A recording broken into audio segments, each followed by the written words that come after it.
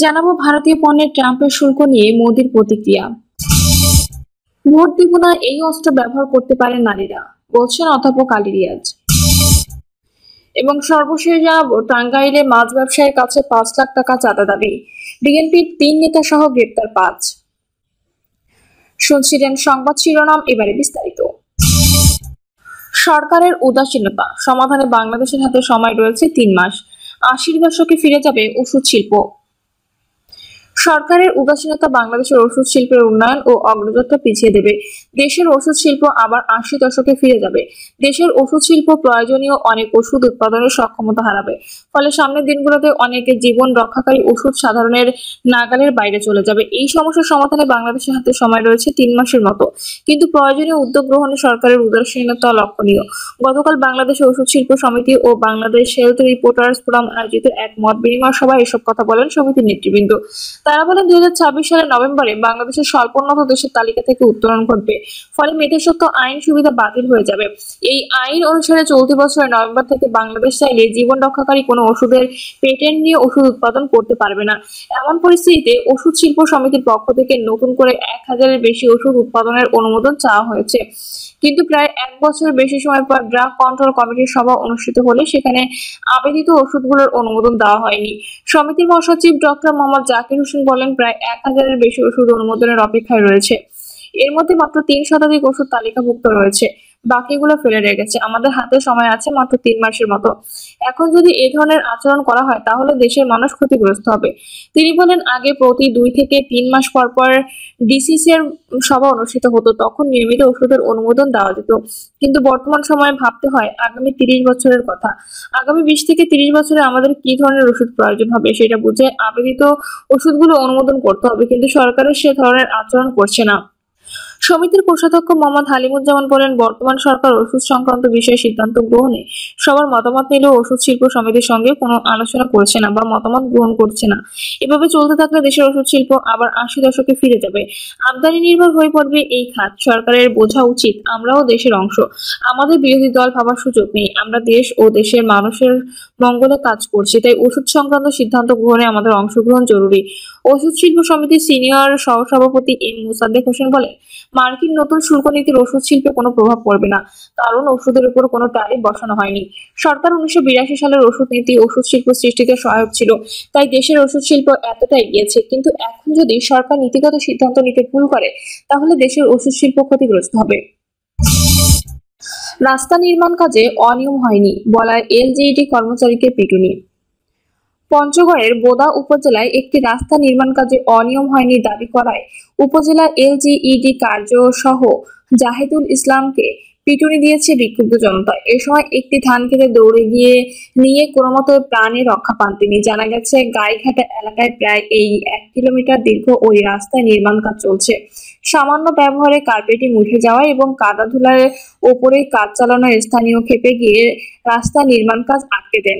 আজ রাস্তায় কাজ দেখতে গিয়ে স্থানীয় জনতা তোপের মুখে পড়েন এলজিইডির কর্মচারী। স্থানীয় ইউপি সদস্য বেলাল বলেন, এই রাস্তার কাজ দীর্ঘদিন ধরে চলছে। পাশের আরেকটি রাস্তার কাজ শেষ হলেও এই রাস্তার অনিয়মের কারণে বারবার বন্ধ হয়ে যাচ্ছে। এবারও অভিযোগ পেয়ে গিয়ে দেখি কাজের মান অত্যন্ত খারাপ, তাই স্থানীয়দের সহযোগিতায় কাজ বন্ধ করি। স্থানীয় বাসিন্দা ইউসুফ আলী বলেন, আমি রাস্তা দিয়ে যাওয়ার সময় দেখি সামান্য চাপেই কার্পেটিং উঠে যাচ্ছে। তখন মিস্ত্রিরা হাতুড়ি দিয়ে সেটা ঠিক করার চেষ্টা করেছিল। কার্পেটিং উঠে যাওয়ার কথা স্বীকার করে ঠিকাদারি প্রতিষ্ঠানের মিস্ত্রি আবুল কালাম বলেন, বৃষ্টির কারণে কিছু জায়গায় বালু পড়েছিল, তবু কার্পেটিং করা হয়েছে। রাস্তা পরিষ্কার না হয় কার্পেটিং উঠে গেছে। উপজেলা এলজিইডির কার্য সহকারী জাহিদুল ইসলাম বলেন, অফিস থেকে আমাকে কাজ দেখতে বলা হয়েছিল, গিয়ে দেখে স্থানীয়রা কাজ বন্ধ করেছে। আমি সাংবাদিকদের জানাই অনিয়ম হয়নি, তখনই লোকজন উত্তেজিত হয়ে আমাকে মারধর করে। লোক কোনো মতে প্রাণে রক্ষা পায়। কিন্তু তিনি আরো বলেন, ১০ দিন আগে বিটুমিনাস প্রাইম কোট দেওয়া হয়েছিল, বৃষ্টির কারণে কিছু জায়গায় বালু পড়ে যায়, পরিষ্কার না করে কার্পেটিং করার সমস্যা হয়েছে। ভোট দেব না, এই অস্ত্র ব্যবহার করতে পারেন নারীরা, বলছেন অধ্যাপক আলী রিয়াজ। সংসদে নারীদের জন্য আসন বাড়ানো ও যেসব আসনে সরাসরি নির্বাচন নিয়ে রাজনৈতিক দলগুলো বলা হলেও তারা তা শোনেনি বলে জানিয়েছেন জাতীয় ঐকমত্য কমিশনের সহসভাপতি অধ্যাপক আলী রিয়াজ। তিনি বলেন, এমনকি দলগুলো থেকে অন্তত 33% নারীকে মনোনয়ন দেওয়ার প্রস্তাব করা হলেও তারা তাতে রাজি হয়নি। কমিশন দলগুলোর উপর সিদ্ধান্ত চাপিয়ে দিতে পারে না বা দলগুলোকে নির্দেশ দিতে পারে না।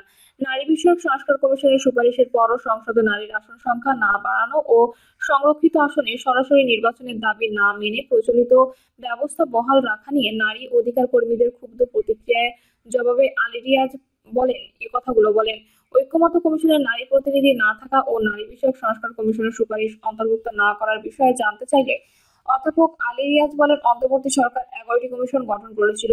এর মধ্যে সংবিধান সংস্কার বিষয়ক সহ 6টি কমিশন আগেই প্রতিবেদনে জমা দেয়। ঐকমত্য কমিশন গঠনের তাগিদ থাকায় ওই 6 কমিশনের প্রধানের নিয়ে ঐকমত্য কমিশন গঠন করা হয়। ঘটনাক্রমে এসব কমিশনের প্রধানদের মধ্যে নারী ও সংখ্যালঘু প্রতিনিধি না থাকায় ঐকমত্য কমিশনে নারী ও সংখ্যালঘু প্রতিনিধি ছিলেন না। এটা ইচ্ছাকৃত নয়। কমিশনে ঐকমত্য সভাপতি বলেন যে 6টি কমিশন প্রতিবেদন জমা দিয়েছিল তাদের সুপারিশগুলো ঐকমত্য কমিশনের টার্মস অফ রেফারেন্সে অন্তর্ভুক্ত করা হয়েছে। নারী বিষয়ক সংস্কার কমিশনের প্রতিবেদনের পরে জমা দেওয়া তাদের সুপারিশ স্তরে অন্তর্ভুক্ত করা যায়নি। সংরক্ষিত নারী আসন বাড়ানো, সেসব আসনের সরাসরি নির্বাচনের দাবি উপেক্ষিত থাকা প্রসঙ্গে আলী রিয়াজ বলেন, সংবিধান সংস্কার কমিশন 100 আসন বাড়িয়ে সরাসরি নির্বাচনের প্রস্তাব করেছিল, কিন্তু রাজনৈতিক দলগুলো এর আগে নতুনভাবে নির্বাচনী সীমানা নির্ধারণ করে নির্বাচন পেছানোর অজুহাত বলা শুরু করে। আমরা এমনও বলেছি, সংরক্ষিত আসন বাতিল করে দেন, দল থেকে 33% নারীকে নির্বাচনে অংশ নিতে মনোনয়ন দেন। তাতেও দলগুলো রাজি হয়নি। কমিশন নিজেদের এলিট গ্রুপ হিসেবে ঘোষণা দিয়েছিল জানিয়ে সমালোচনা করেছেন নারী অধিকার কর্মীরা। এ বিষয়ে তিনি বলেন, আমরা যতটুকু মনে পড়ে এলিট সেটেলমেন্ট বলেছিলাম। রাজনৈতিক দলগুলোর সঙ্গে আলোচনার মাধ্যমে সিদ্ধান্ত চূড়ান্ত হবে সেটা বোঝাতে চেয়েছিলাম। নিজেদের এলিট দাবি করি না আমরা। শেষ পর্যন্ত নারী আসন নিয়ে নারীদের দাবি পূরণ হলো না, এটাই বাস্তব। এই দাবি পূরণে আর কোনো সুযোগ আছে কিনা এমন প্রশ্নের জবাবে অধ্যাপক আলী রিয়াজ বলেন, এখন নাগরিক সমাজকে বড় ভূমিকা পালন করতে হবে।